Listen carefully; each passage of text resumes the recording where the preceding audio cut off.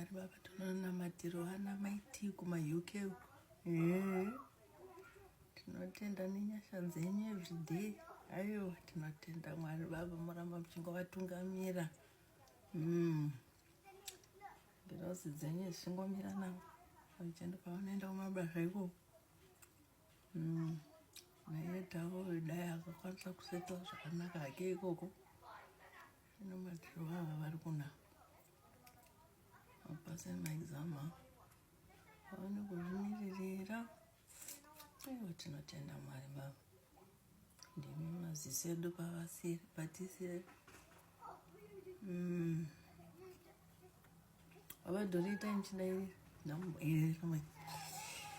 Baba ndigadzeiwo pana vangere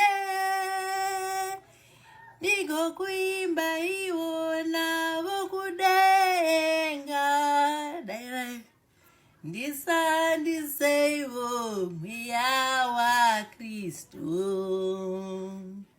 mweya wa Kristo ndisandiseiwo mweya